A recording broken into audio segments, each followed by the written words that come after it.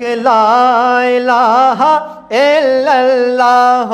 لا الہ الا اللہ حق لا الہ الا اللہ وچ قبر دے دل گھبراوے گا میاں وچ قبر دے دل گھبراوے گا اوتھے کوئی نیان بچاوے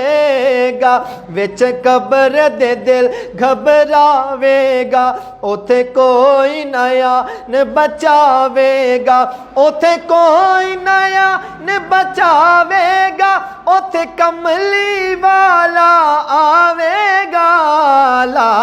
الہ الا اللہ حق لا الہ الا اللہ لا الہ الا اللہ آخر مرنا ہے موت نے چھڑنا نہیں او یارا کسے لئی مرے تے اوے تاں جانا تیرا کلے دا ترنا بہادری نہیں لے کے ڈبے نو ترے تے تاں جانا پیڑ اپنی نو پیڑ تو سمجھنا ہے پیڑ کسے دی جرے تے تاں جانا بلیاں نال تے کر دے ہر کوئی بھلا یارا اوے بھلا برے دا کرے تے تا جانا لا الہ الا اللہ ہو لا الہ الا اللہ حق لا الہ الا اللہ تک مٹ دیا باویا غور کر کے کیڑی جگہ تے تیرا اے خمیر جانا جنوں میں پیا شنگار نہ پھرے مورت رل خاک چ تیرا اے شریر جانا اوتھے ہونا کسے دا لحاظ نہیں ہو اوتھے بادشاہ اوتھے فقیر جانا خالی ہاتھ تو آئیو سے جگ اندر خالی ہاتھ تو ہے تو اخیر جانا لا الہ الا اللہ ہو لا الہ الا اللہ حق لا